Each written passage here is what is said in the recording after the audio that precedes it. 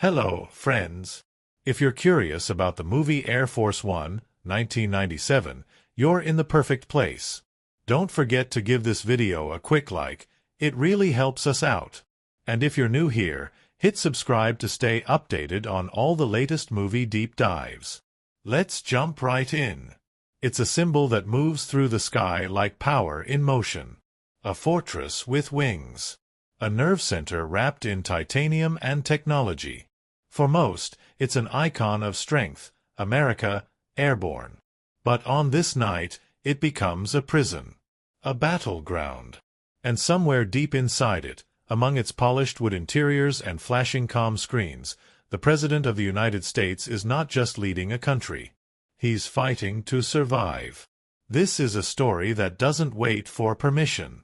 It opens with a strike. Swift, quiet, surgical. A U.S. Special Forces team descends on a compound in Kazakhstan, taking down a dictator with a shadowy past and a terrifying future. His name is General Ivan Radek, and in the opening moments, he's dragged into custody as the world watches. The man responsible? The president himself, a leader who's just declared a zero-tolerance policy for terrorists. His voice is calm. His conviction clear. But declarations made in front of the world often echo back with a vengeance. Not long after the takedown, the president, his family, and his top advisors board the most secure aircraft in the world. There are dignitaries on board. Secret Service agents. Military liaisons. The plane lifts off with the weight of diplomacy and national pride in its wings. For a while, everything is normal. Smiles. Champagne. Quiet chatter over the hum of engines. But as altitude is gained, so is danger. Because somewhere amid the crew, hidden in the uniforms and practiced smiles, are men who have no intention of serving this administration. Led by a cold, steely-eyed extremist named Igor Korshunov, a group of Russian ultranationalists reveal themselves with sudden, brutal force. Guns are drawn. Blood is spilled. And just like that, the heart of American command is hijacked at 30,000 feet. The plan is simple. The terrorists want Radek released. They demand that the U.S. government cave to their threats or face the consequences. Hostages executed, one by one. Their message is sent out with chilling precision, and the world listens in horror. But there's one detail they overlooked. One variable not accounted for. They thought the president escaped in an escape pod. They thought he was gone. He wasn't. Somewhere in the lower decks of the aircraft, alone, cut off from his staff and Secret Service protection, the president is still aboard. And he's not a politician anymore. He's a soldier. A father. A man with a very personal reason not to negotiate. What follows is less a political drama and more a high-stakes cat-and-mouse game played across narrow corridors and pressurized bulkheads. With each passing minute, the president uses his knowledge, his instincts, and his training to outmaneuver the terrorists. He moves like a ghost, scavenging weapons, cutting power, sending coded messages through scrambled channels. Every step is a gamble. Every misstep could cost lives. Back in Washington, the vice president finds herself in an impossible position. With limited communication and growing pressure from foreign leaders, she must balance diplomacy with loyalty, guessing at her superior's fate and trying to manage a crisis that's spiraling out of control. Her scenes, thick with political tension and whispered urgency, provide a powerful counterweight to the action unfolding thousands of feet above. But the heart of the story isn't in strategy or sabotage. It's in the moment when a father hears his daughter cry through a locked door. When a husband, bloodied and cornered, still refuses to surrender because his family, his wife and child, are being used as bargaining chips. And when he says, through clenched teeth, "I'm the president," it's not arrogance. It's a vow. The villains, too, are more than just men with guns. Korshunov, played with ice-veined intensity, believes in his cause. He's not mad, he's militant. His vision of order is built on the rubble of democracy, and his conversations with the president are chillingly philosophical. These aren't just threats, their ideological battles fought with words as much as bullets. Every twist tightens the screws. A failed attempt to reroute the plane ends in catastrophe. A hidden ally is revealed and lost in the same breath. The president must improvise, not just as a soldier, but as a commander. He orders attacks. He risks lives. He makes choices no man should have to make. And as the fuel runs low and the stakes rise, it becomes clear, no cavalry is coming. He is the cavalry. There's a moment, brief, almost quiet, when the president finds himself looking into a mirror, bruised and shaken, whispering to himself. It's not a rallying cry. It's something smaller. A reminder that he's still alive. That he's still in this fight. And that as long as he draws breath, no one else is going to die on his watch. The action builds to a climax that's as thrilling as it is personal. Explosive decompression. Free fall. Betrayal. And at the center of it all, one man, gripping the edge of survival by his fingernails. The final confrontation between the president and Korshunov is not a grand duel. It's a raw, desperate struggle that leaves no room for speeches. But when the final line is spoken, 7 words delivered with the fire of defiance and the weight of grief, it becomes legend. Get off my plane. And just like that, the sky's clear. But the cost remains. Not everyone makes it out. Sacrifices are made. Loyalty is tested. And the weight of leadership, the kind that can't be written into speeches or inscribed on memorials, sits heavy in the air. This story is more than just a thriller. It's a pulse-racing tale about conviction, about responsibility, about the line between diplomacy and defense, and the man who walks that line not in a suit behind a podium, but with his fists, in the shadows of the most guarded aircraft in the world. It reminds us that heroism isn't always about power. Sometimes it's about staying in the fight, alone, outnumbered, at 30,000 feet, and refusing to let go. It begins with a flicker of static and the low hum of mission chatter. In a far-off land cloaked in shadows and the stench of tyranny, a strike is unfolding, fast, clinical, and without mercy. The United States has finally made its move. Special forces descend on a heavily guarded compound like phantoms in the night, their boots cutting through silence, their guns aimed not for war but for justice. In a blur of steel and shouting, they seize their target, General Ivan Radek, a ruthless dictator whose reign has left a trail of death across Kazakhstan. The world barely has time to react. Within minutes, he's in chains, and the operation is declared a success. Back home, the president stands tall behind a podium, flanked by the American flag and rows of solemn, applauding officials. He delivers a message not just to his country, but to the world.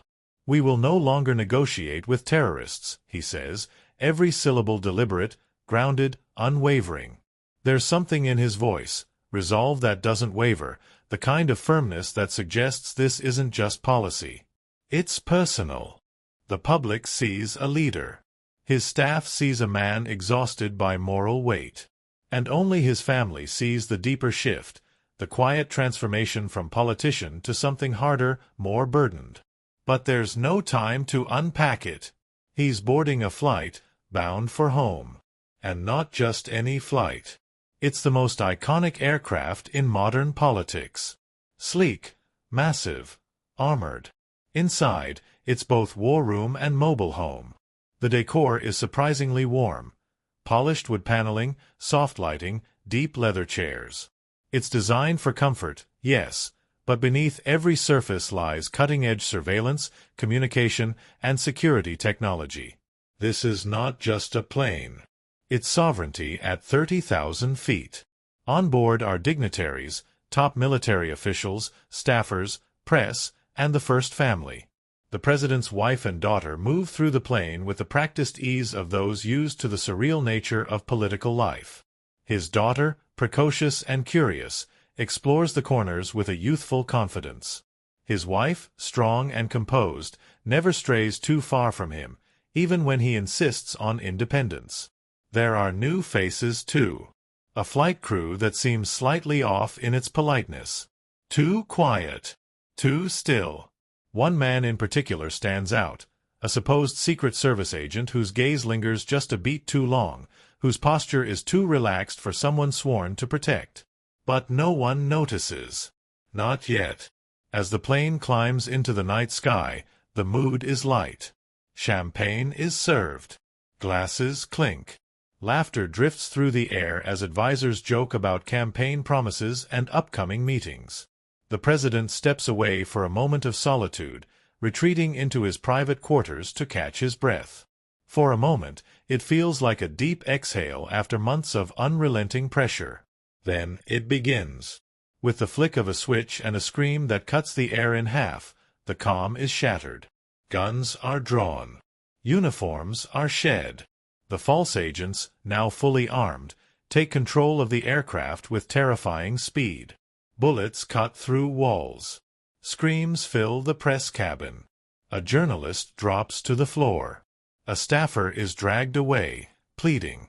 The hijackers reveal themselves with ruthless coordination, led by a man whose presence chills the blood.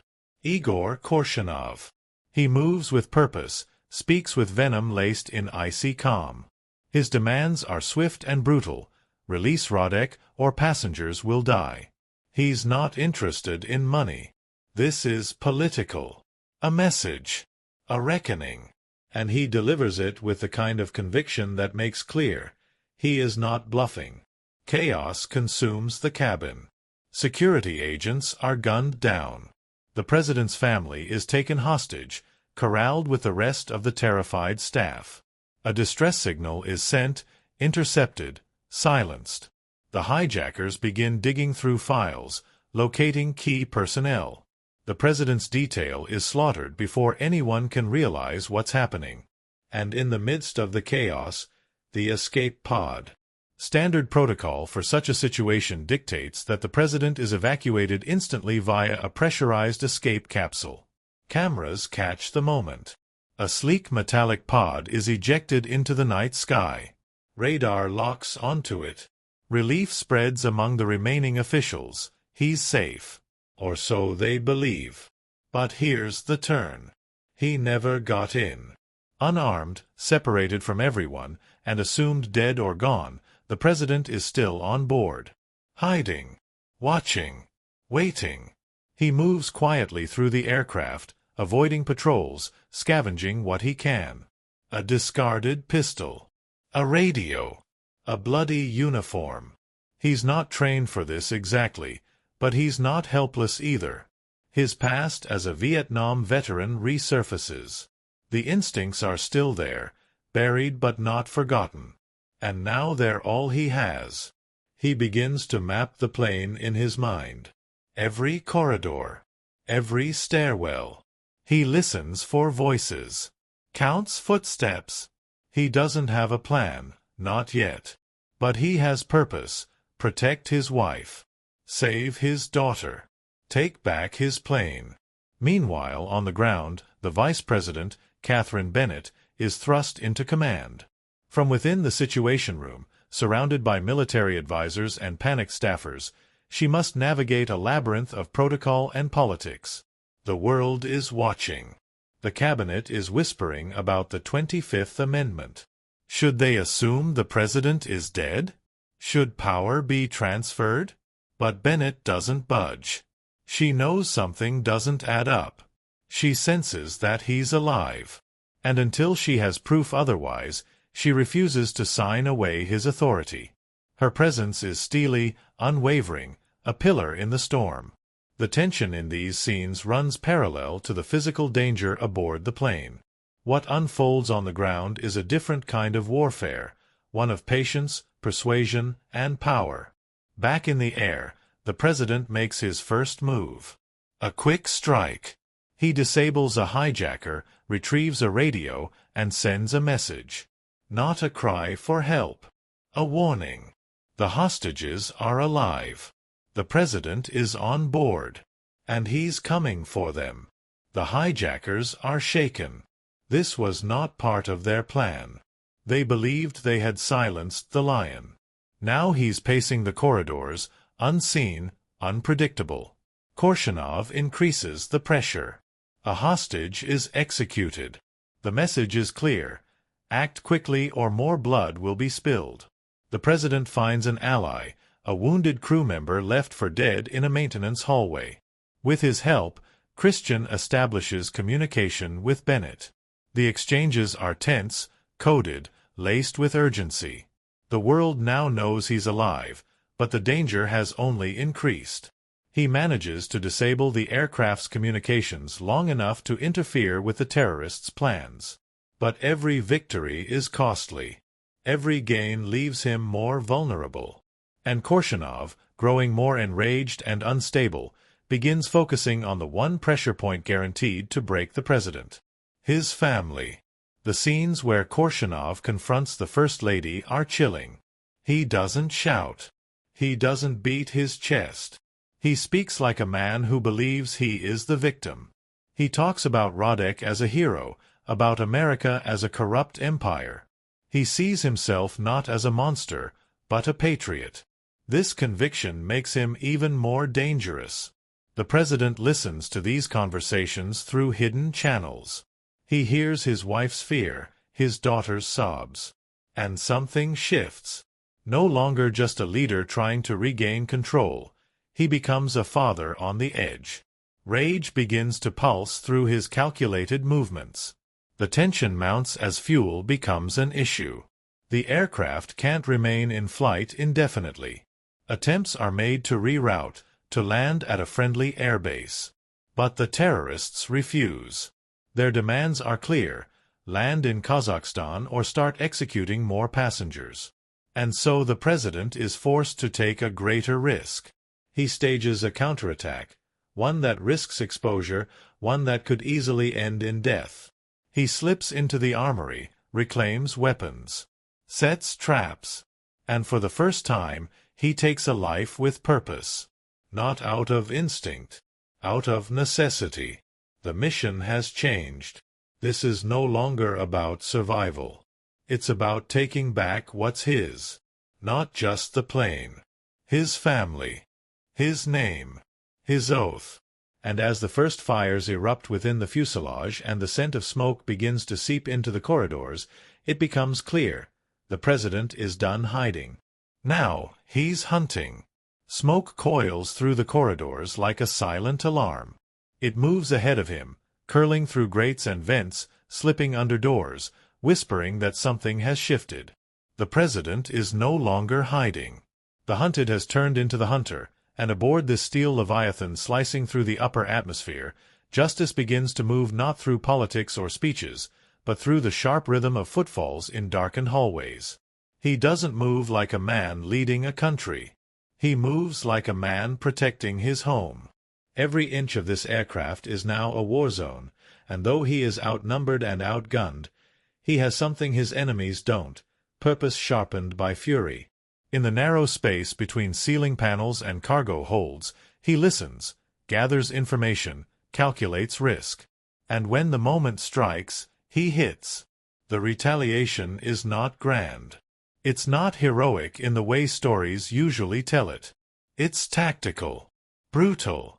The president intercepts two of the hijackers while they search for power conduits. The fight is close range, quiet, save for the sounds of fists and gasps. No backup. No cinematic flourish. Just a man refusing to let evil wear his uniform and hold his family hostage. And with that, the tide begins to turn. Meanwhile, down on the ground, the crisis begins to fray at the edges. In the White House, tension boils as the cabinet debates invoking the 25th Amendment. Catherine Bennett stands her ground, the only voice still firmly planted in belief that the president is alive, still fighting. Others push back, afraid of the optics, the risk, the chain of command dangling by a thread. But she refuses to let go. Her loyalty isn't blind. It's resolute. The chaos above is mirrored by political turbulence below, and every decision she makes buys time, a precious currency running out fast. Back in the sky, the terrorists begin to feel the heat. Korshunov tightens his grip. The calm, ideological facade begins to crack. He senses the president is near, watching, disrupting plans piece by piece. His mask of control begins to slip, revealing the rage beneath. He lashes out. More threats. More executions promised. And then he plays his strongest hand. He drags the First Lady into the open. It's not a negotiation tactic. It's personal. He wants to break the president, and he knows exactly where to strike. He holds her at gunpoint, addresses the hidden cameras, and issues his final demand. Radek must be released within the hour, or the First Lady dies. The president, hearing it all from a hidden surveillance bay, is forced into his darkest moment. His mind, always methodical, falters for the first time. This isn't policy. This is love. This is the mother of his child, the partner who's seen him in every vulnerable moment, and he's powerless to stop what might come next. Until, through the scrambled radio feed, a voice breaks through. From the ground, confirmation. Radek is being prepared for release. And in that moment, Korshunov believes he has won. He turns his attention elsewhere, begins to prepare for a potential escape. He doesn't notice the shift in his men, some growing nervous, others unsettled by the president's ghostly attacks. He underestimates how much the dynamic has changed. But the president knows. He sees it in their eyes when he surprises a guard in the stairwell. They're not soldiers. They're zealots rattled by fear. And he's using it. Radek's impending release is a tactic, not a surrender. The plan, orchestrated by Bennett and military brass, is simple. Stall. Buy time. Keep Korshunov focused on hope long enough for the president to find his way to the heart of the threat. And when he does, when he finally stands face to face with the man who turned his plane into a tomb, it's not with rage. It's with resolve. Their confrontation is not a brawl. It's a reckoning. Korshunov has prepared for everything but this. He launches into rhetoric, half mad now with the weight of his crumbling plan. He lectures the president on loyalty, on betrayal, on sacrifice. But the president isn't listening anymore. He's watching, waiting. And then, like a switch has been flipped, he attacks. The fight that erupts is claustrophobic, bodies slamming into walls, the hum of the engines like thunder beneath their feet. It's not about technique. It's about survival. When it ends abruptly. The president snarls his final command through clenched teeth, words that would go on to become iconic, and with a sudden blast of decompression, Korshunov is gone. Get off my plane. The silence that follows is deafening. For a moment, it feels like the end. Like everything will be okay now. The president finds his wife. They embrace, not with relief, but with exhaustion. There's no time for reunion. The aircraft is damaged. Systems failing. Fuel dwindling. And there are still lives to save. They contact nearby military escorts. The decision is made to attempt a mid-air transfer of the remaining passengers and crew. Paratroopers arrive. Cables are thrown. One by one, people are pulled into safety, disappearing into the night sky under the watchful eye of the president himself. But it's not over. In one final, cruel twist, one of the trusted military personnel on board reveals his true colors. A traitor embedded within, a man believed loyal turns a weapon on the president and kills one of the flight crew mid-rescue. Panic erupts again. The tether connecting the aircraft to the rescue plane is nearly severed.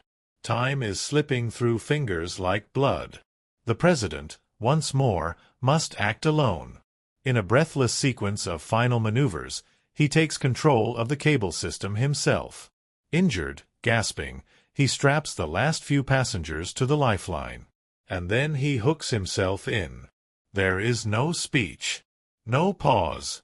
Just a last glance over his shoulder at the machine that's held his fate for hours. The plane, now empty, falling. And then he's gone. Dangling from a steel cable, spinning through the clouds, the president is reeled in by his own men. When his feet touch the floor of the rescue plane, there's no cheer. Just quiet. Nods. The kind of respect you don't speak, only carry. Back in Washington, the news arrives. The president is safe. The hijacking is over. The nation breathes again. But those closest to the story, the vice president, the military advisors, the surviving crew, they know the cost. They know what it took to win the sky back. The final frame doesn't show a parade or a press conference. It shows a man holding his daughter. Not as a symbol. As a father. As a survivor. As a man who carried the weight of his country in his hands and refused, despite blood, despite fear, despite the sky itself trying to shake him loose, to ever let go. And as the camera pulls away, that steel-winged shadow recedes into the clouds, silent once more. But never forgotten. He walks not like a politician, but like a soldier who remembers what it means to lead from the front. He doesn't shout orders from behind a desk or fold into the background while others bleed on his behalf. He steps forward. Into gunfire, into darkness, into impossible decisions. He is the President of the United States, but that title doesn't define him. His name is James Marshall, and his identity is forged not in marble halls but in moments of silent courage where no one is watching. From the moment he takes the podium in Moscow, we see the shift. There's no bluster in his voice, no need for applause. He speaks of duty, of moral reckoning, and the line his country must draw against tyranny. He doesn't offer his words as political capital. He means them. And that's what makes him different. Most world leaders are careful, strategic, always calculating what their words might cost them. But he doesn't flinch. He says what needs to be said, knowing the risks. Knowing the response won't be diplomatic, it will be personal. But behind the iron tone and measured cadence, there's something else. Something more human. Watch closely, and you'll see it in the way he carries himself with his family. With his wife, Grace, and his daughter, Alice, there's no armor. No guarded distance. Just a man trying to be present in a life that rarely allows it. He kneels when he speaks to his daughter. He listens when his wife talks. He doesn't lead them, he loves them. And that love becomes the bedrock of everything that follows. James Marshall isn't just a leader. He's a man of profound contradictions. He's gentle with his child, yet brutal when threatened. He speaks of diplomacy, yet becomes an instrument of war when forced. This duality isn't weakness. It's the very essence of his strength. Because what makes him compelling isn't that he's perfect, it's that he's capable. Capable of adapting. Capable of absorbing pain without letting it distort his sense of right and wrong. He is, in every sense, a reluctant warrior. When the terrorists hijack the plane, he doesn't jump into action as a hero eager to reclaim glory. His first instinct is to hide. Not out of cowardice, but strategy. The lives of everyone on board rest on his shoulders. If he's captured, they lose their only bargaining chip. But once he knows the escape pod has been ejected, once he knows the world believes he's no longer on board, he transforms. He understands that anonymity is now his weapon. And with each step he takes through the narrow bowels of the plane, we watch him turn fear into focus. His arc is not just about survival, it's about redefinition. In the crucible of violence, he rediscovers the part of himself long buried beneath suits and protocol. He stops being the president. He becomes James. A man with hands that shake when he sees his friend shot. A man who bleeds when he fights. Who hesitates before pulling the trigger. Who whispers his daughter's name through a wall he cannot break. And that's what binds us to him, not his title, but his humanity. Now contrast him with Igor Korshunov, the cold architect of the hijacking. Where Marshall is layered, Korshunov is singular. He believes with frightening clarity. There's no room for empathy in him, no internal conflict. Played with unnerving calm, he isn't a madman. He's a fanatic. And that's what makes him so terrifying. He doesn't see himself as the villain. He sees himself as the great corrector, the man willing to do what the world is too afraid to acknowledge. His speeches aren't rants, they're sermons. Delivered not to convert, but to confront. And yet, there's a strange mirror between him and Marshall. Both are men shaped by violence. Both act in the name of country, of legacy. Both believe they are defending something sacred. But Korshunov has lost his soul in the process. His love for his homeland has curdled into vengeance. His loyalty to Radek is not respect, it's worship. And unlike Marshall, who carries grief with grace, Korshunov wields it like a knife. Their confrontations are electric not because of gunfire, but because of belief. Each man stands as a monument to a worldview, and when they clash, it's more than a fight, it's an argument between civilizations. Korshunov speaks in absolutes. Marshall speaks in consequence. Korshunov demands sacrifice. Marshall offers his own. And in their final brutal encounter, when blood has replaced words, and breath comes in gasps instead of declarations, it is not ideology that wins. It's humanity. But this story isn't built on just two figures. Around them are characters who deepen the moral fabric of the narrative. Grace Marshall is not a passive first lady. She doesn't exist to be rescued or used merely as leverage. She's composed, intelligent, and fiercely protective. When threatened, she doesn't scream, she strategizes. And when Korshunov confronts her, there's a moment, a small, breathless moment, when she doesn't flinch. She stares back, not with defiance, but with clarity. She knows what's at stake. And more importantly, she knows who her husband is. Their daughter, Alice, isn't a precocious plot device. She's a symbol of innocence under siege. But she also represents something more, the reason Marshall fights. Not just for his family, but for the families of every man and woman under his command. For the future he believes in. Her cries in the background during tense scenes are not manipulative, they're real. They remind us that this isn't just a political crisis. It's a home invasion at 30,000 feet. Then there's Vice President Catherine Bennett. A pillar of control amidst chaos, she serves as the film's moral compass on the ground. Where others waver, she holds fast. Surrounded by advisors eager to strip power from a man they believe is already dead, she refuses to betray the one thing that matters more than protocol: trust. Her quiet strength, her steady voice, her refusal to bend under pressure becomes a parallel act of heroism. She isn't dodging bullets, but she's navigating something just as deadly, the machinery of politics.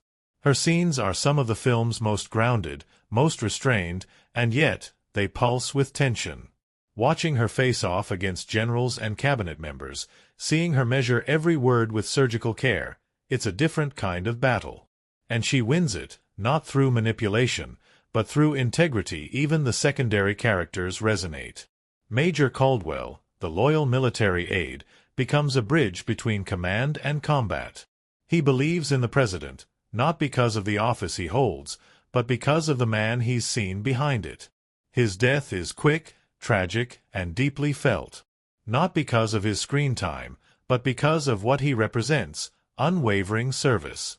Then there's the turncoat, Gibbs. A man hidden in plain sight, whose betrayal sends a shockwave not just through the narrative but through the president himself. Gibbs isn't theatrical in his treachery. He's quiet, efficient, the kind of villain that feels too real because he doesn't need to scream to be dangerous. His final moments, trying to complete his mission even as the plan falls apart, are devoid of regret. He's not misguided. He's loyal to the wrong cause. And yet, for all the noise and narrative twists, the film always circles back to one thing: character. Who you are when the cameras are off. Who you become when your world turns to fire.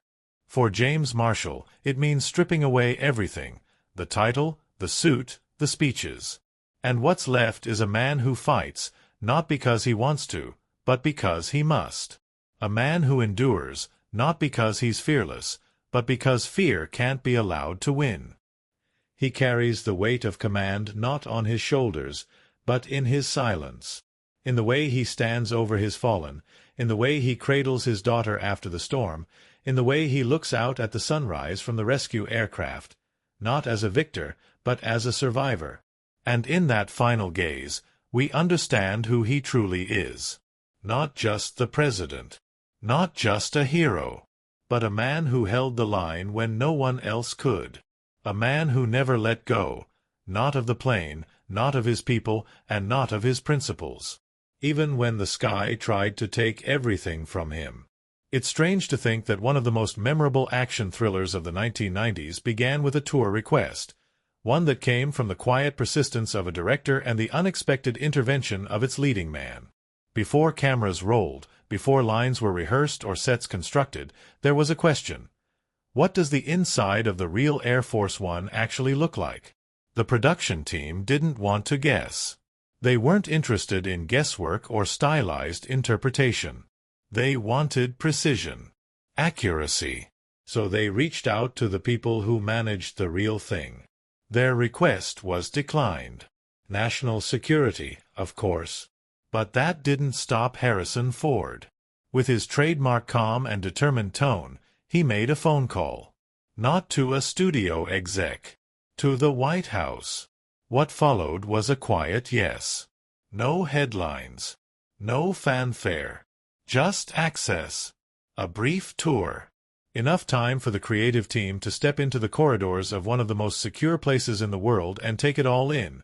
Every stitch of carpet, every rivet of the presidential desk, every curve of the stairwells that no camera had ever been allowed to frame. What they saw would become the blueprint for the world they built. Rather than fabricate some science fiction version of the aircraft, they decided to ground their vision in what they saw. The opulence of presidential travel tempered by functionality. Leather against steel. Laminate paneling with muted tones. Every inch of the aircraft set was constructed to reflect both authority and isolation. The kind of place where one could command a nuclear arsenal with a single phrase, and also be completely alone at 30,000 feet. And the aircraft itself? It wasn't just a backdrop, it was a character. A real Boeing 747 was leased and meticulously transformed. Its livery repainted with such detail that, during filming, the illusion was too convincing. A few airport officials at LAX were stunned to see what appeared to be the actual Air Force One parked near the production zone. Pilots flying overhead reportedly inquired whether it was the real deal. It wasn't, but it might as well have been. Inside, the magic continued. The filmmakers didn't settle for modular sets that could be moved or altered easily. They built hallways that led to actual rooms. Full-length corridors. Connected rooms. When the camera follows Harrison Ford through the narrow spaces of the plane, it's not editing magic, it's real geography. He was moving through a space that felt lived in, real enough to get lost in, which made every tense moment feel more grounded, more claustrophobic. Casting, too, came with its share of twists. Before Harrison Ford was the face of the fictional commander-in-chief, the role was offered to someone else, Kevin Costner. But Costner was tangled up in another production at the time and had to decline. Still, he left the project with a gift. He recommended Ford. Not as a second choice. As the right one. Ford stepped in with quiet intensity and reshaped the president into someone as believable as he was formidable. But that wasn't the only casting choice that lingered in memory. Gary Oldman, always a master of transformation, was handed the role of the villain Igor Korshunov. On screen, he's unrelenting, calculated, almost poetically brutal. But off-camera, the nickname among the crew was entirely different, Scary Gary. Not because of how he acted toward others, but because of how completely he melted into his roles. One moment, he'd be cracking jokes at the craft table, smiling and sharing stories. The next, on set, his voice would drop into that venomous growl, and everyone around him would instinctively brace themselves. Then came the music, one of the strangest behind-the-scenes changes in the whole production. Originally, the film was scored by Randy Newman, a composer known for light, sometimes whimsical melodies. He delivered a full, sweeping soundtrack, and it didn't work. It wasn't the sound of tension or threat. It lacked the weight needed to match the gravity of a presidential crisis. So, with time running out, they brought in Jerry Goldsmith, a legendary name in film scoring, to start from scratch. He had just 12 days. 12 days to write, compose, record, and finalize a new score. And somehow he did it. His music became the heartbeat of the film. Stirring. Intense. It didn't just accompany the action, it elevated it. What you hear as the president pulls himself across the aircraft's cargo hold, bloodied and desperate, isn't just suspense. It's Goldsmith's music pushing the story forward like a rising tide. There were other moments, odd ones, that never made headlines. Like the time the replica plane was grounded in a remote airfield, and a group of onlookers began snapping photos, believing they'd accidentally stumbled upon the real Air Force One. Or the day Harrison Ford, frustrated with how slowly a scene was moving, asked to perform one of his own stunts with no wires, no stand-ins. They let him. What you see on screen, that iconic close-quarters fight with a hijacker in the narrow corridor. That's him. Real bruises. Real sweat. Filming inside such confined quarters wasn't easy. The camera operators had to get creative, crawling into wall panels, ducking under desks, shooting through open vents. Lighting the set was a puzzle in itself. Too much brightness, and it would feel fake. Too little, and the tension would collapse into confusion. The lighting team devised custom rigs, embedded into the walls of the set itself, just to keep the look consistent without disrupting the natural realism. One lesser-known fact is that several scenes had to be rewritten during production, not for creative reasons, but for timing. The film had originally planned for a much longer escape sequence near the end, including a daring reboarding maneuver from an airborne tanker. But budget and scheduling forced the scene to be condensed. Instead, the climactic moment, a rescue via cable and the iconic "Get Off My Plane" line, was emphasized and stretched, allowing Ford's final confrontation with Oldman to stand as the emotional high point. And it worked. Audiences cheered not just because the bad guy was thrown out of the aircraft, but because it felt earned. The president hadn't been a spectator in his own story. He had fought, clawed, risked, and bled to take back his family, his people, and his ship of state. Then there was the flag. A tiny detail, almost invisible unless you looked closely. The American flag patch on the president's bomber jacket was reversed. For most civilians, this would look like a mistake. But military protocol actually dictates that when worn on the right arm, the stars and stripes should face forward, as though it's charging into battle, never retreating. The costume department caught it. They got it right. And in doing so, gave an even deeper layer to the man who refused to back down, even when his world was collapsing mid-flight. Even the fake press on board, the actors hired to play embedded journalists, were trained to behave like real White House reporters. They were given mock briefing folders, scriptless cues, and told to improvise reactions. Some of the reactions caught on camera, looks of horror, confusion, or awe, weren't staged. They were real. Captured in one take, as the actors responded to sudden changes in lighting, smoke, or the brutal realism of Oldman's performance. And finally, there was the ending that nearly wasn't. At one point, the studio considered a more somber resolution, a sequence where the president, severely injured, is unable to continue his term. The idea was explored, scripted, and quickly abandoned. The world, the filmmakers realized, didn't want to see him fall. They wanted to see him stand. Not untouched, but unbroken.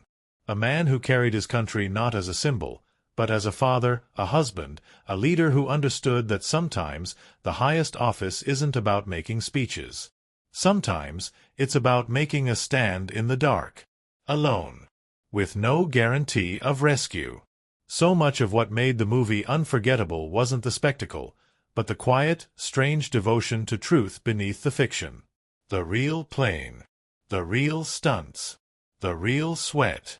A fictional crisis staged with the precision of a real one.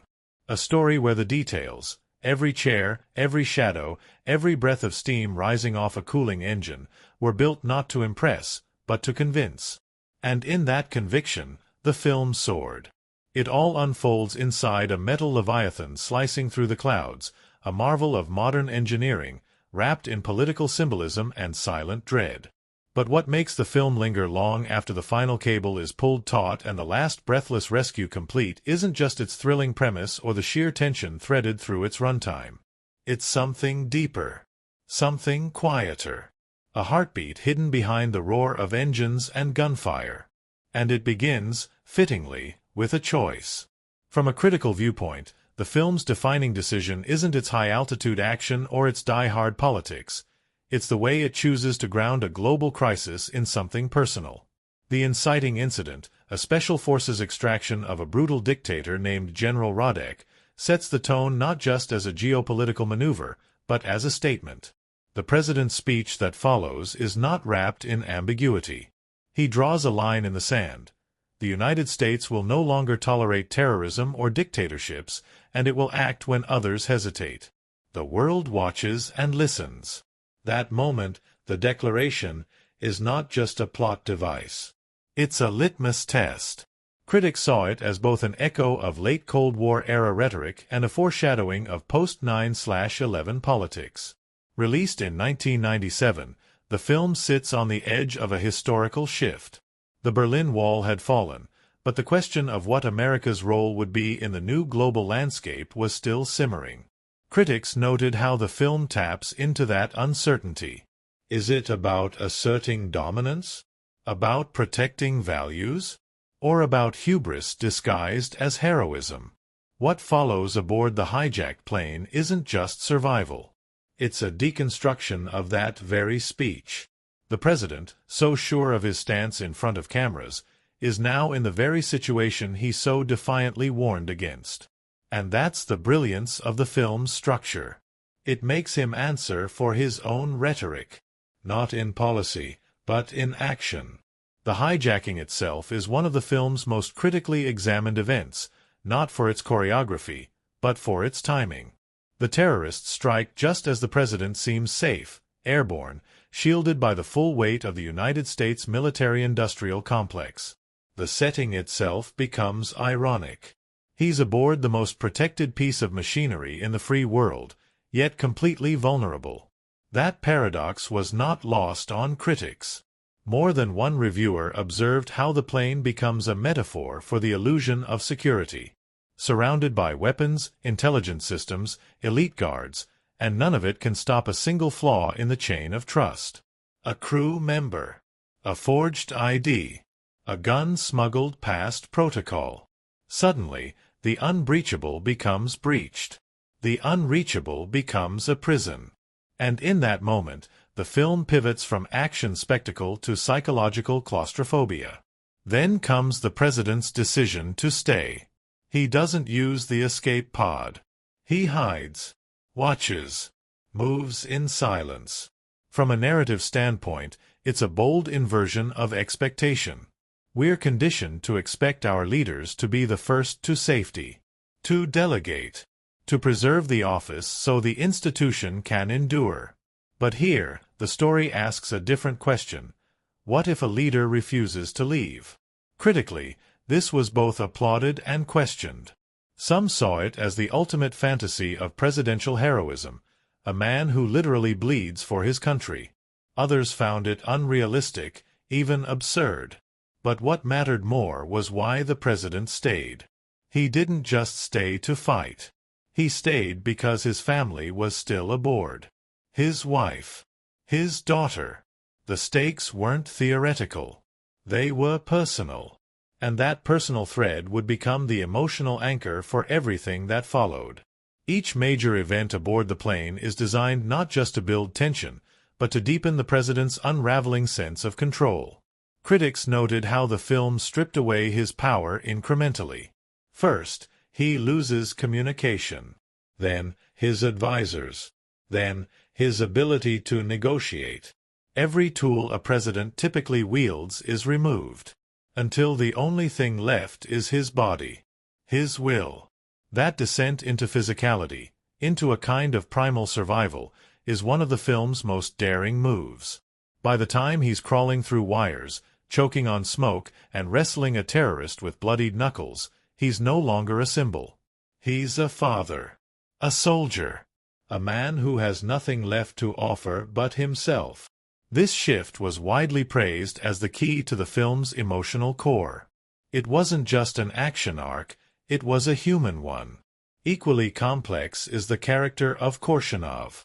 Critics called him one of the most nuanced villains of his era.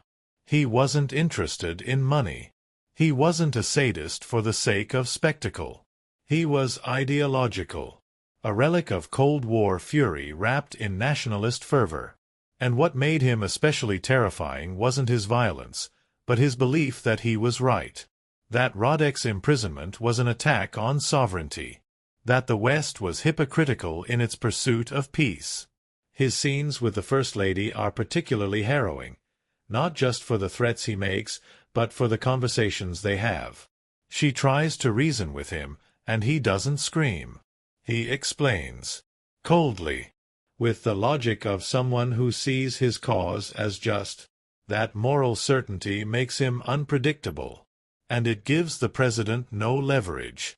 There's no negotiating with someone who doesn't want anything for himself.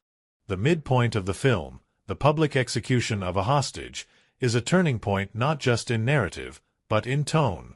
It silences the humor, ends the illusion that this might be a clean rescue. Critics noted how the film doesn't shy away from consequence. The president's refusal to give in isn't just admirable, it's costly. People die because of it, and he has to live with that. Then, there's the scene many critics still point to as the emotional peak, the president overhearing his daughter crying for him through a locked door. He can't get to her. He can't even speak. He just listens. And in that pause, no gunfire, no music, just breath, we feel the crushing weight of his powerlessness. It's not just that he can't save her yet. It's that, for the first time, he realizes he might fail. The film's climactic confrontation, in which the president battles Korshunov in the cargo hold, is often discussed less for its physicality and more for its symbolism. It's democracy versus dictatorship, compassion versus cruelty. But it's also deeply intimate. It's two men who have lost everything except their conviction. And when the final line is spoken, "Get off my plane," it lands not as a catchphrase, but as a verdict. It's not just about ejecting the villain. It's about reclaiming control. What follows is a chaotic, gravity-defying rescue sequence, but even that is laced with symbolism. The image of the president dangling from a steel cable as his aircraft spirals into oblivion is almost mythic. He's literally being pulled from the wreckage of a broken system, rescued not by his authority, but by the people who still believe in him. The final moments are understated, and that was a conscious choice. There's no grand speech, no soaring anthem, just a man holding his daughter, looking out into the clouds. Critics praised this restraint. After all the spectacle, all the pain, the film doesn't celebrate with fanfare. It ends with quiet relief. Survival. And that felt real. From a broader perspective, the film tapped into something deeply psychological about American identity in the late 90s. The Cold War was over, but the wounds hadn't fully healed. Terrorism was beginning to shape the global narrative. There was a hunger for leadership, real leadership. Not the polished, distant kind, but the kind that stood in fire and didn't flinch. Audiences responded because they wanted to believe that the person in charge wouldn't hide. That in the worst moment imaginable, their leader would stay on the plane. That he would choose family. Choose courage. Choose them. And so, what critics and viewers alike came to understand is that the film wasn't about fantasy. It was about hope. Hope that integrity still mattered. That sacrifice could be quiet. That strength didn't always need to shout. In the end, the movie didn't just entertain. It reminded people what it could mean to carry a nation, not in name, but in action.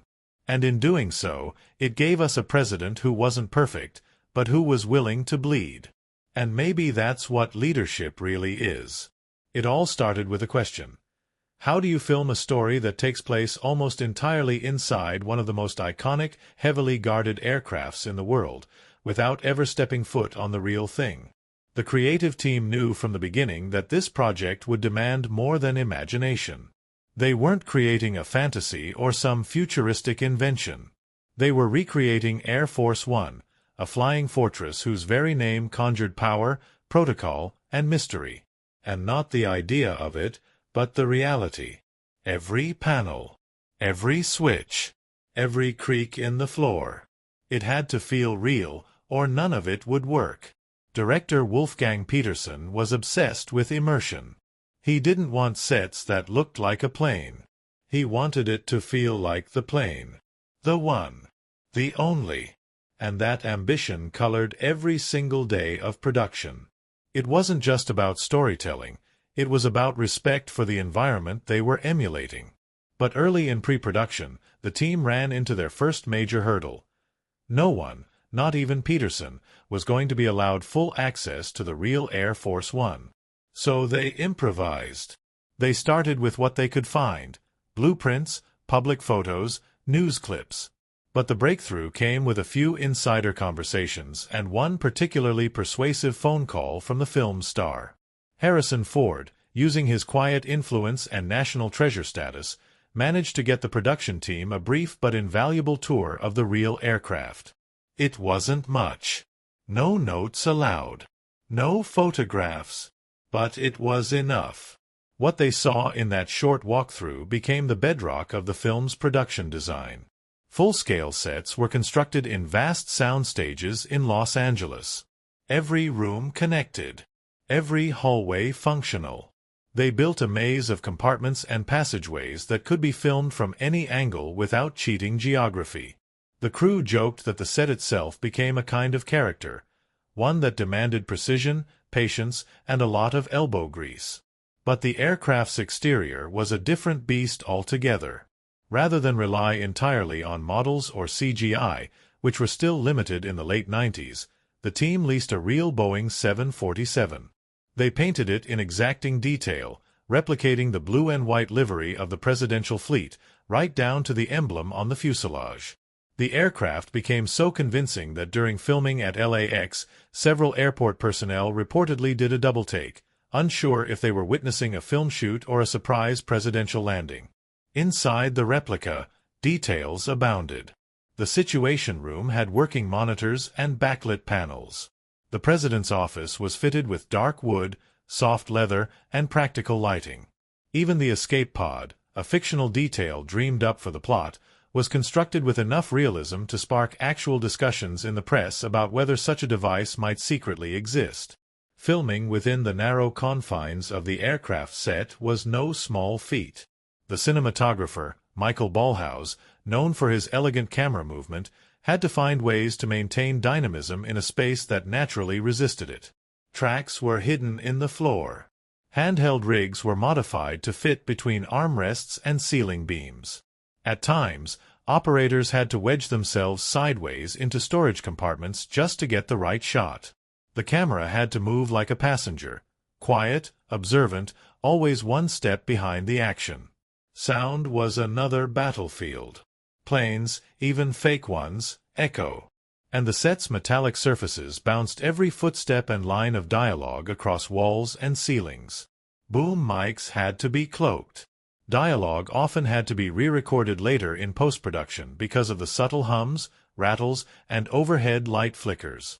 At one point, a stage light used to simulate emergency flickering burst mid-scene, nearly deafening the sound team.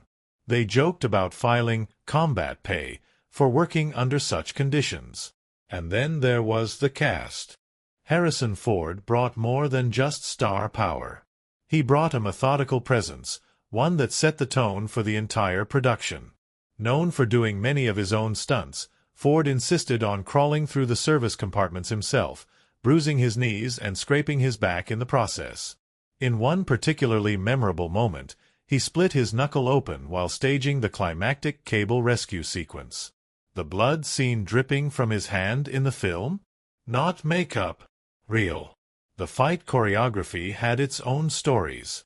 For the final confrontation between Ford's character and Gary Oldman's terrorist leader, the production team wanted realism. No choreographed kung fu. No superhero punches. Just raw, desperate struggle. The actors rehearsed it endlessly. Oldman, meticulous in his approach, wanted every movement to feel rooted in character. Rage for him, desperation for Ford. During one take, the momentum got away from them, and Oldman accidentally knocked Ford into a wall. They both burst out laughing, breathless, before doing it all over again. And then there was the now iconic line, "Get off my plane." It wasn't in the original script. The line was added during a rewrite late in production, almost as a placeholder, something that captured the moment but wasn't necessarily meant to stay. But when Ford delivered it, growling through clenched teeth as he kicks his enemy into oblivion, the room went silent. The crew looked at each other. Everyone knew. That was it. That was the moment. It would be printed on T-shirts, repeated in theaters, and etched into action movie history. Simple. Savage. Perfect. The villain's portrayal also sparked conversation behind the scenes. Gary Oldman's character wasn't meant to be a typical terrorist. He was written with layers, loyalty, ideology, grief. Oldman took the role seriously, diving into the psychology of a man who believes he's saving his country, not destroying another's. Off-camera, Oldman was jovial, known for bringing donuts to early call times and mimicking other cast members with eerie accuracy. But once the cameras rolled, he vanished into Korshunov with such intensity that even veteran crew members occasionally shivered.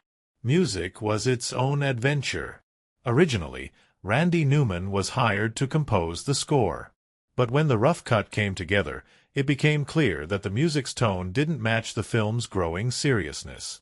Newman's style, more melodic and whimsical, clashed with the rising dread and urgency. So, in a whirlwind change, Jerry Goldsmith stepped in with less than 2 weeks before final delivery. In an extraordinary feat, he composed and recorded an entirely new score, epic, bold, and stirring. It gave the film its heartbeat, elevating scenes that otherwise might have just passed quietly. But even as the music swelled and the cameras rolled, there were moments of levity. One crew member dressed up in a tuxedo every Friday as a personal tradition, insisting it was a way to honor the craft. Another built a full model of the set out of Legos, complete with tiny figures of Ford and Oldman.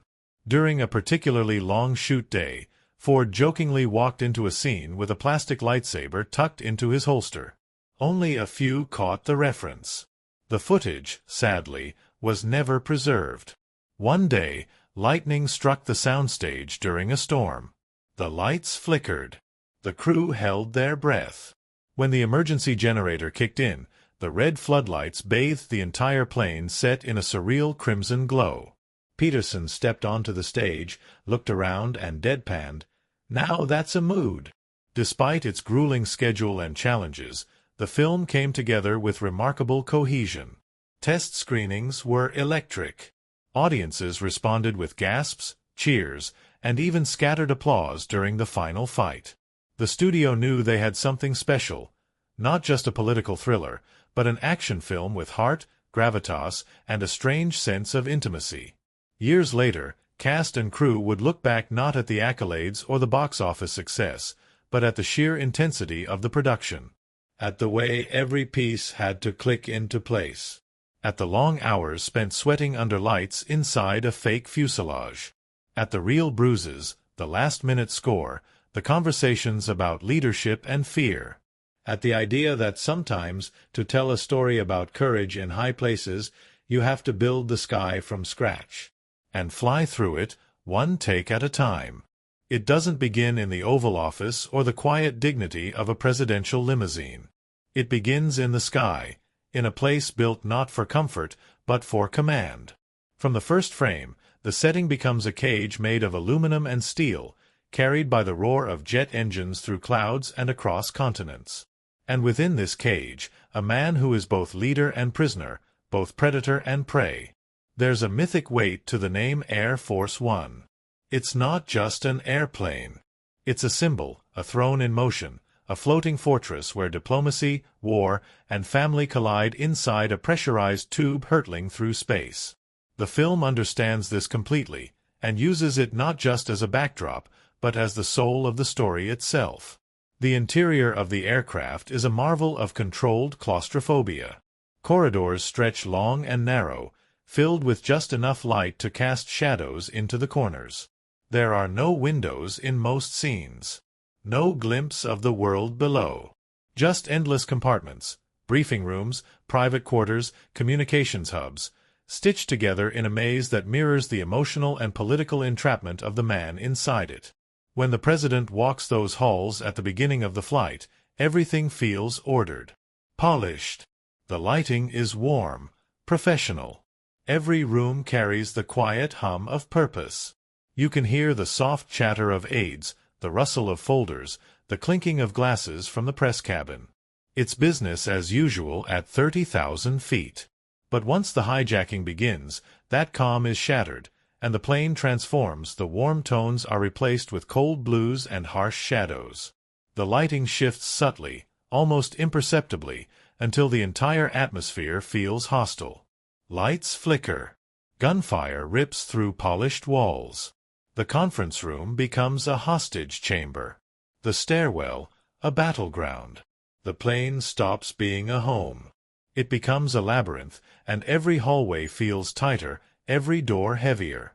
Cinematographer Michael Ballhaus uses the camera like a ghost, floating through the wreckage of routine, watching as order decays. There's no need for sweeping vistas or vast exteriors. The film builds its intensity through confinement. The camera doesn't pull away to give you space, it pushes in. Tracking shots follow the president down narrow passages, his face half-lit, half-shadowed, as he navigates both his own fear and the tactical decisions he must make. The ceiling presses low. The walls seem to close in. And with every twist of the fuselage, you feel that this place, once a symbol of American might, is now a claustrophobic tomb waiting to fall. The production design plays a crucial role in grounding the film's tension. The layout of the aircraft is meticulously crafted. Each section feels lived in, functional, and real. The president's office, with its mahogany finishes and muted decor, suggests power, but also isolation. His desk is too clean. His phone, a direct line to the chaos below. The room feels more like a bunker than a sanctuary. And as the story progresses, even this space is desecrated. Blood stains the floor. Just steel, chains, and echoing footsteps. The lighting is colder, more metallic. It's the underbelly of the aircraft, and metaphorically, the underbelly of the presidency. It's where the dirty work happens. Where decisions are made not in polished boardrooms, but in sweat and grit. It's where the president bleeds. Where he fights. Where he becomes something more than a suit behind a desk. But perhaps the most compelling space is the stairwell that connects the upper and lower levels. It's not used often, but when it is, it becomes a place of transition. Characters move between strategy and survival, between diplomacy and direct action. The cinematography treats it like a psychological threshold. The lighting dips as they descend. The walls narrow. It's a descent into instinct, into vulnerability. And each time someone walks those steps, you sense a part of them being stripped away. The hijacker's presence shifts the visual tone of the plane even further. Their occupation of the space is deliberate. They move with brutal efficiency, turning meeting rooms into prisons and communication hubs into war rooms. The way they inhabit the plane, always in formation, always watching, transforms it into something oppressive. The audience is never allowed to forget that the place once meant for sanctuary has become hostile ground. Sound design enhances this transformation in haunting ways. Before the takeover, there's a constant ambient drone, soft, mechanical, steady. After the attack, that drone changes. It becomes sharper, more pronounced. Every gunshot echoes longer. Every door creaks louder. Silence becomes heavy. Not peaceful, but loaded with dread. You can feel the weight of the air. The tension vibrates through the hull, and the sound never lets you forget just how thin the skin of that aircraft really is. And then there's the use of motion. When the plane lurches, caught in turbulence or rapid descent, the entire set shifts. Lights sway. Papers scatter. Characters brace themselves against walls. These aren't special effects added later. They were shot on moving platforms. The actors were physically thrown, their balance disrupted, their control taken. The environment itself becomes an enemy. And in those moments, you're reminded of just how fragile the setting really is. One wrong move. One missed bullet. One compromised panel, and everything could unravel. Lighting, too, plays its own game. In scenes of confrontation, particularly between the president and Korshunov, the lighting narrows. Faces are lit from the side, half in shadow, half in light. This chiaroscuro effect creates a moral tension.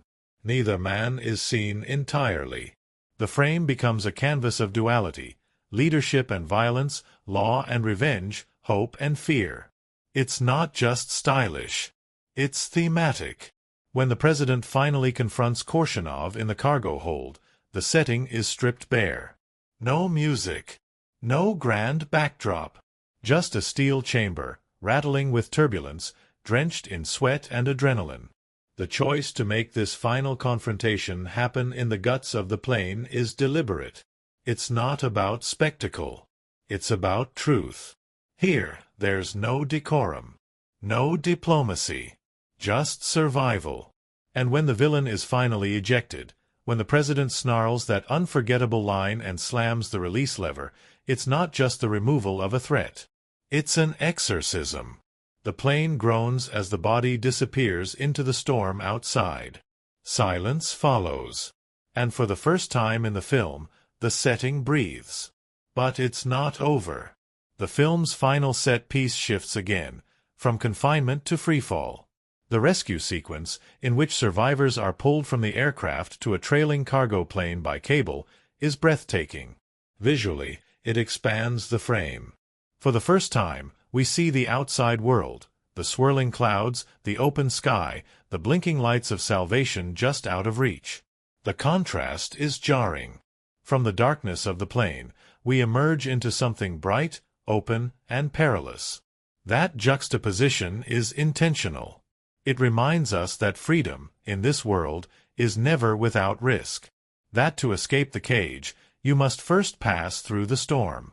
The camera sways with the movement of the aircraft, catching glimpses of wind-torn faces, trembling hands, and the final gasping effort of a man who refuses to let go.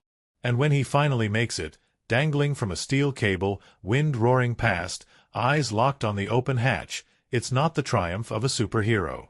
It's the last breath of a man who has given everything, who has fought gravity, loss, and fear to bring his people home. In that final image, the plane receding into the storm behind him, the cinematography says what the characters don't.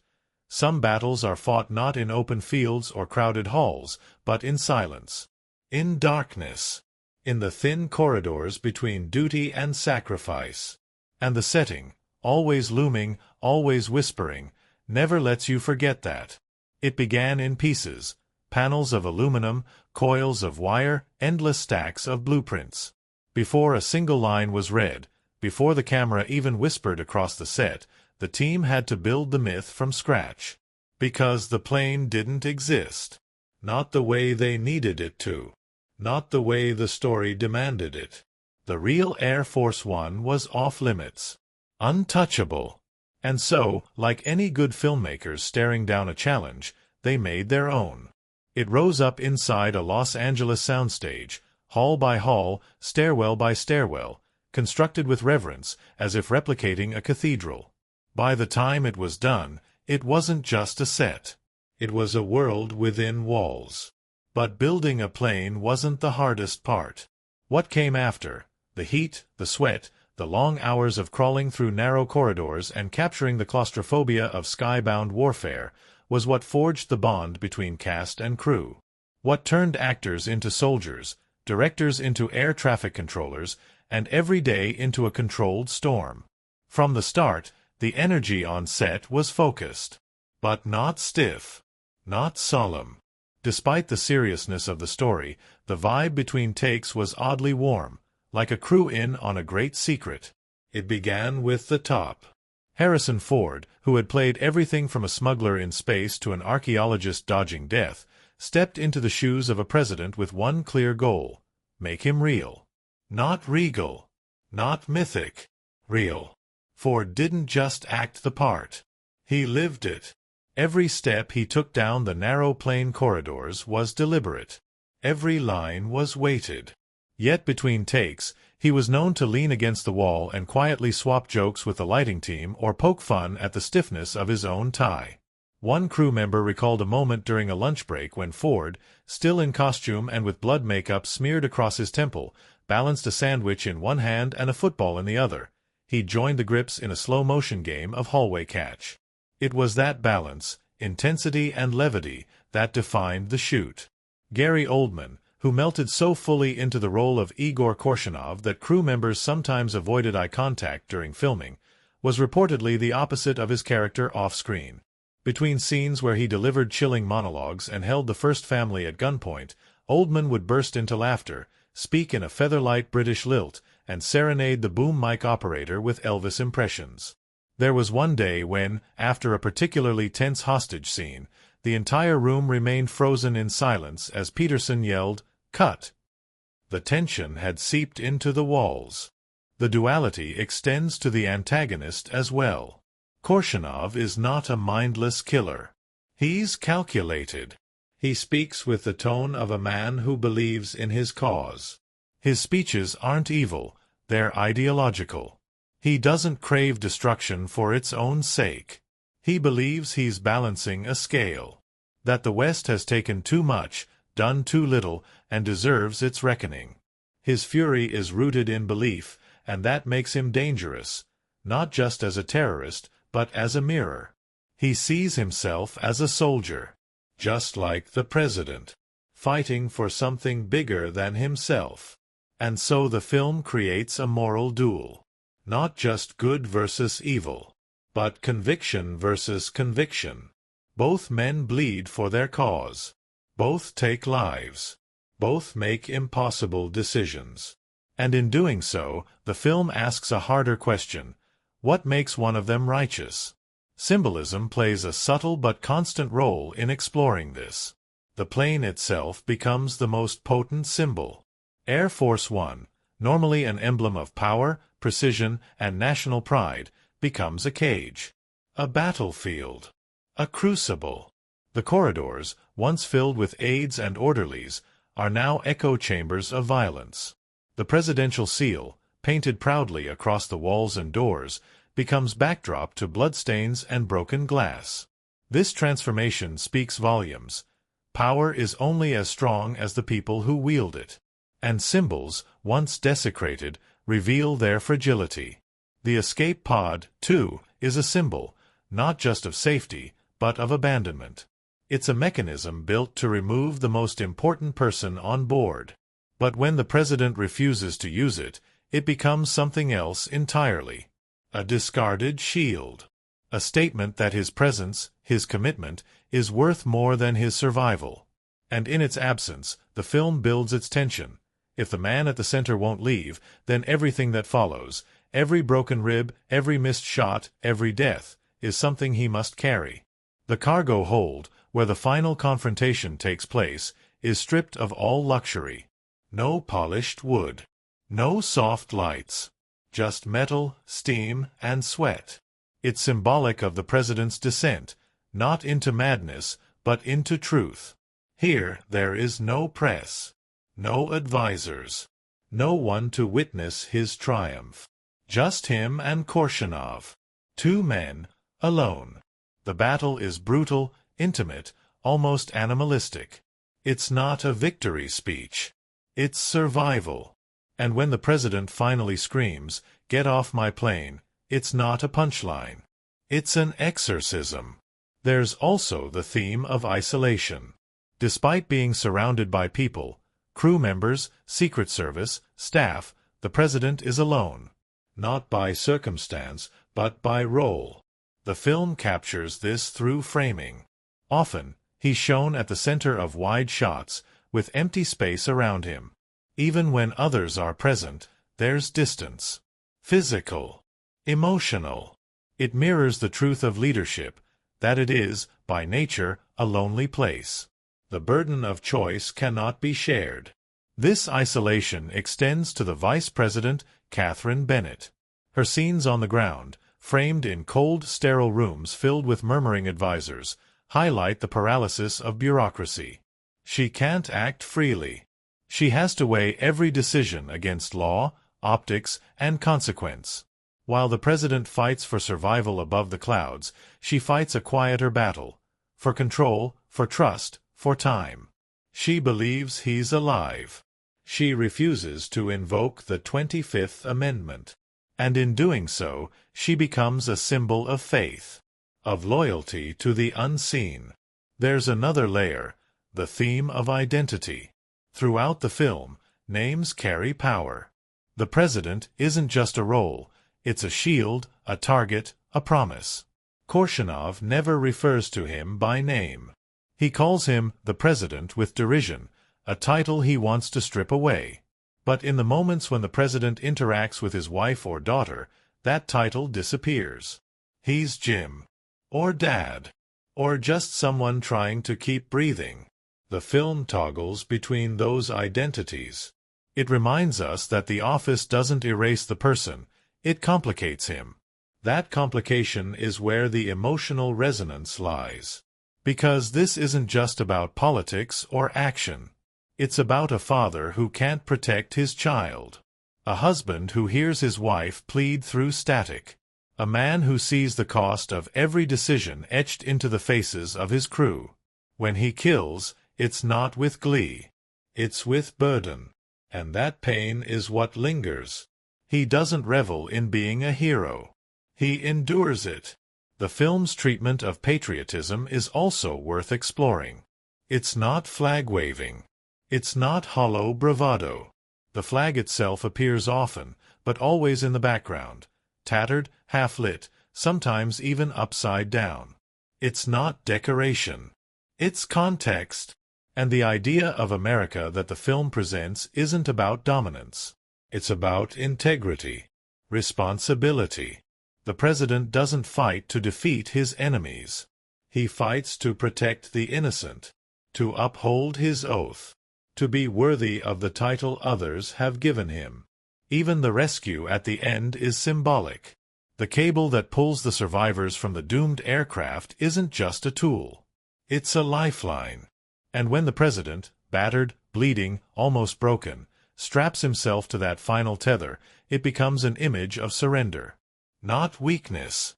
Willingness. He doesn't climb onto a throne. He dangles from a rope, relying on others to pull him out of the fire. It's a visual metaphor for the truth of leadership, that sometimes survival means allowing others to carry you. In those final frames, as the plane vanishes into the storm behind him, and he's reeled in through wind and noise, the film says what no monologue could. That heroism isn't loud. It isn't perfect. It's found in persistence, in staying, in the refusal to walk away, even when every exit has been offered. Ultimately, the film isn't about a hijacking. It's about weight. The weight of office, of family, of choice. It's about how symbols, planes, flags, titles, mean nothing without the people who believe in them, who fight for them, who fill them with meaning through action. And when the president walks away from the storm, it isn't as a conqueror, it's as a man who held the line when the sky fell, A man who made himself small so his country could stand tall. And a man who reminded us that even at 30,000 feet, the heaviest burden is carried inside. It doesn't announce itself with fireworks or a flood of special effects. It doesn't rely on sweeping landscapes or digital wizardry to capture your attention. Instead, it sneaks in, quietly, efficiently, building tension with every shot, guiding your heartbeat with each carefully chosen sound. This isn't the kind of film that overwhelms you with style. It surrounds you with precision. The filmmaking techniques used weren't just tools. They were the architecture of the experience, invisible in plain sight, driving every emotion and breathless beat from takeoff to final descent. The challenge began with geography. Most action thrillers sprawl. They stretch across cities, continents, oceans. This one doesn't. The entire narrative is confined to a plane, where space is limited and every inch matters. That forced the filmmakers to shift their thinking. There would be no aerial bombast, no battlefield chaos. Instead, the camera would have to work like a scalpel, deliberate, focused, intimate. Wolfgang Petersen, the director, understood that well. He had already shown, with Das Boot, how to turn confined spaces into emotional maelstrom. And he brought that same mastery to this film. From the beginning, Petersen chose to treat the plane not just as a location, but as a living, breathing environment. A character in its own right. He worked closely with cinematographer Michael Ballhaus to create a visual language that evolved as the story unfolded. Early scenes are lit warmly, soft yellows and even shadows, suggesting order, calm, stability. But once the hijacking begins, that lighting fractures. Harsh backlights, tight spotlights, sudden cuts of red emergency lighting bleed into the frame. It disorients the viewer, not chaotically, but methodically. You don't realize you're being pulled deeper into the storm until you're already inside it. The cinematography embraces movement, but not recklessly. The camera doesn't fly, it prowls. It glides down corridors like a ghost. It lurks over shoulders, framing conversations with angles that make you feel watched, cornered. There's an intentional tightness to how scenes are shot. Long lenses are used to compress space, making the plane feel even narrower, more claustrophobic. Wide shots are rare, and when they appear, usually to reveal a dead body or a crucial breach, they feel earned, almost shocking in their openness. One of the most striking techniques is the use of tracking shots that follow the president's slow evolution from hidden survivor to tactical predator. These aren't showy Steadicam flourishes, they're grounded. You feel the weight in his steps. You hear the scuff of his boots against metal. The camera isn't just observing, it's surviving alongside him. There's no safety behind the lens. Just proximity. Editing plays a quiet but vital role in keeping that tension sharp. The cuts are precise, surgical. The editors understood that this wasn't a story about explosions, it was a story about escalation. The pacing breathes when it needs to, then tightens like a fist. During the early stages of the hijacking, the editing mimics confusion. Shots jump between compartments, overlapping voices and fragmented images. But as the president regains control, the editing shifts too. Cuts become more purposeful. Time elongates. The camera holds longer on his face. He's no longer reacting, he's deciding. And we feel that shift in the very rhythm of the film. One scene in particular exemplifies this, the president crawling through the plane's lower maintenance corridor. The editing allows the moment to stretch. There's no music, just breath, just the creak of metal. The viewer is pulled into the stillness, the vulnerability. Every clank echoes. Every hesitation feels like a countdown. It's not action, but tension. Pure, undiluted tension, constructed not with spectacle, but with silence. That silence brings us to sound, a category where the film truly excels. Sound design isn't just used to illustrate events, it's used to evoke emotion. The hum of the engines, the distant clicking of controls, the muffled voices through intercoms, they create a constant sense of pressure, like the air itself is charged. You can hear the tension long before you see it. And when things erupt, when gunfire cracks or someone screams, it's jarring because the quiet has trained your ears to listen for danger in the smallest sounds. The sound of the plane itself is omnipresent. It becomes part of the score. A low, unrelenting drone that builds subconscious anxiety. The film rarely uses music to tell you how to feel. Instead, it leans into atmospheric soundscapes, rattling metal, vibrating walls, footsteps behind closed doors. When music does appear, it lands with impact. That music came from composer Jerry Goldsmith, who famously replaced the original score late in production. With almost no time to prepare, Goldsmith wrote and recorded a full orchestral score in less than 2 weeks. And what he delivered wasn't bombastic. It was bold. His music doesn't overpower scenes, it elevates them. Brass and percussion underscore moments of courage, while subtle strings swell during quieter, more personal beats. It's a score that feels like the heartbeat of the plane itself, sometimes steady, sometimes racing, but always present. Every major character is given musical cues, though most are so subtle they blend into the tension. Korshunov's scenes are accompanied by low, percussive pulses, never thematic, just ominous. The president's moments of resolve are often underscored with a slow-building motif that mimics climbing, note after note, like steps toward reclaiming control. Even the absence of music is used strategically. During the climactic final fight, the music cuts out. The only sounds are grunts, fists, groans, and the rattling steel of the cargo hold. When the villain is finally defeated, there's no triumphant swell. Just a scream and a sudden, violent silence. It's not about celebration. It's about exhale. About survival. The film also experimented with visual effects in ways that, while modest by today's standards, were cutting edge for the time. A blend of miniatures, CGI, and real aircraft footage was used to simulate the flight sequences. The team built detailed scale models of the plane and shot them against practical backdrops to replicate real sky movement. They didn't overuse digital effects. Instead, they layered them into physical photography to keep everything grounded. That's why even today, the mid-air shots hold up. They feel real because they are rooted in real physics, real lighting, real motion. Inside the plane, the lighting changed depending on the state of the narrative. Warm overheads gave way to flickering red alarms. Emergency strobes cast wild shadows across faces. One of the most effective techniques involved practical lights embedded into the set. This meant actors were lit not by studio rigs, but by the very environment they were reacting to. The result is a sense of realism that extends to every eye twitch, every bead of sweat, but perhaps the most unique filmmaking decision was the commitment to continuity of geography. Unlike many action films that cheat space for convenience, this one remained loyal to the architecture of its setting. The replica plane was built as a full layout, rooms connected in real time. When the president runs from the comms room to the staircase, he actually runs that distance.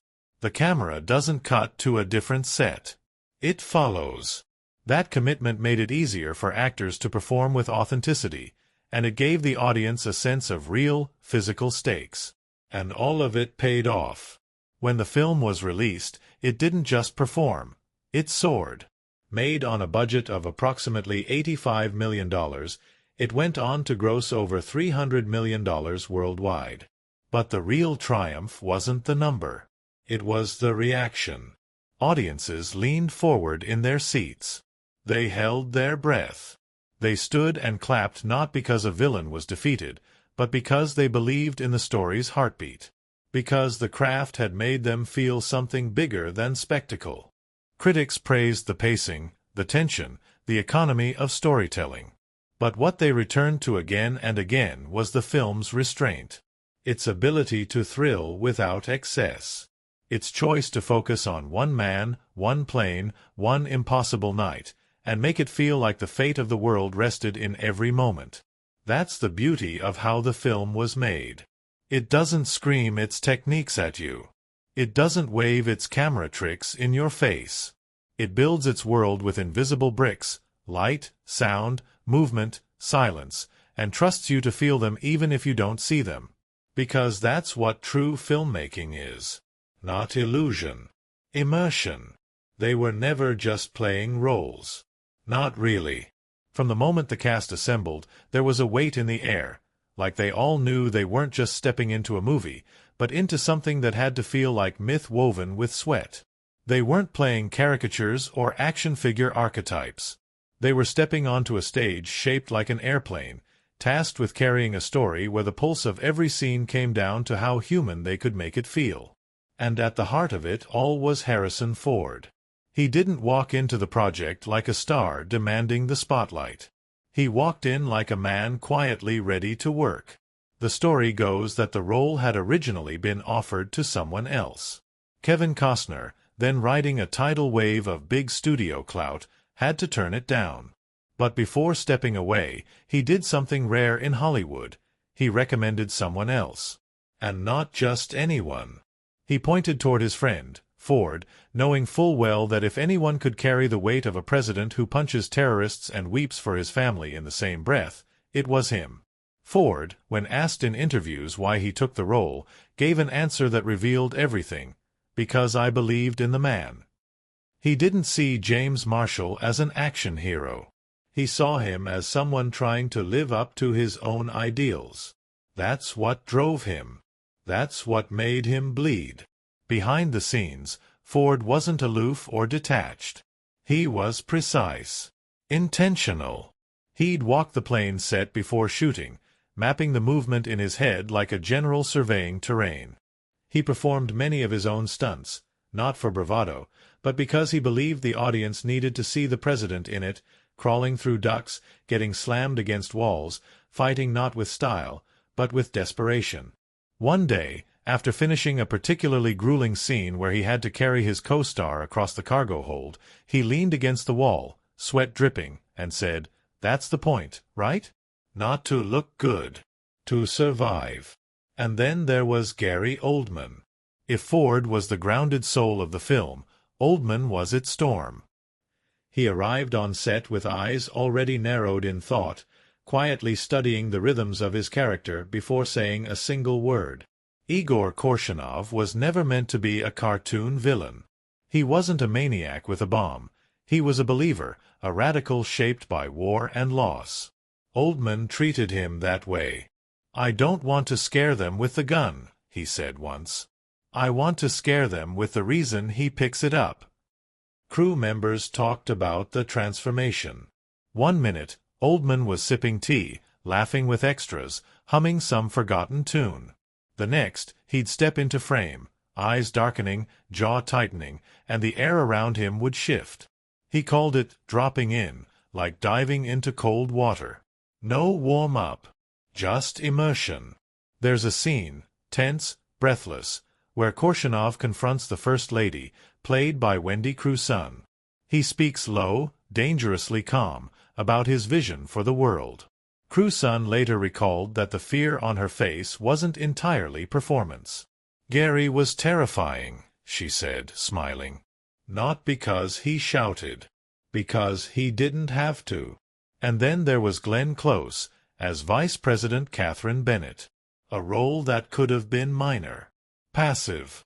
Instead, Close made her a pillar of quiet resistance.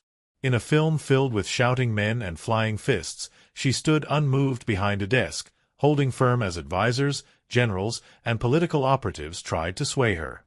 Her power came not from action, but from stillness. Close approached the role with a kind of reverent control. She wanted to show what leadership looked like when there were no weapons, just words, ethics, and unshakable loyalty. "She doesn't need to fight anyone," Close said in one interview. "She just doesn't move." The director recalled her only note during a critical scene, "I think she says less here." And she was right. Her silence, surrounded by chaos, became thunderous. Supporting players brought their own fire. Paul Guilfoyle, Dean Stockwell, William H. Macy, each brought a layer of texture, professionalism, and heart to a story that needed to feel lived in. Macy, in particular, became a quiet favorite on set. Always curious, always refining his lines, often stepping out of character to check if a moment felt true. The cast bonded in small, unspectacular ways. They shared stories between takes, played cards in the faux briefing room. Ford gifted his fellow cast members with personalized utility knives halfway through production, each one engraved with the phrase, "No escape pod required." But it wasn't just the cast that responded to the gravity of what they were building. The crew, too, leaned into the film's intensity. Director Wolfgang Petersen demanded excellence, but not with a whip. He led with clarity and calm, setting the tone for a shoot that could have spun into tension but never did. His approach was quiet, a hand on a shoulder, a nod before action, a soft again if a take needed more time to breathe. Petersen had a habit of sitting on the edge of the set, headphones on, leaning forward as if he were watching a live chess match, emotionally invested in every move. When asked about Ford's performance, he once said, "He carries it with his eyes. Everything. The regret, the resolve. You see it before he says a word." And then came the release. When the film hit theaters, it landed like a lightning bolt. Audiences didn't just watch it. They felt it. Packed screenings. Audible gasps. Cheers that erupted not during explosions, but in the moments when a father says, "I'm not going to leave my family," or when the line, "Get off my plane," detonates in the quiet before the storm. Reviews poured in. Critics praised Ford's performance for its restraint. One wrote, "He doesn't play the president like a superhero. He plays him like a man who never wanted to be one, but refuses to walk away." Another called Oldman the most chilling kind of villain, the one who believes he's the hero of his own story. But the audience? They responded with something deeper than praise. Letters arrived at the studio, handwritten, from veterans, from fathers, from mothers watching alongside their children. "Thank you for making him human," one woman wrote. "Not perfect, just brave." Another letter from a pilot simply said, "I've seen what that pressure looks like. You got it right."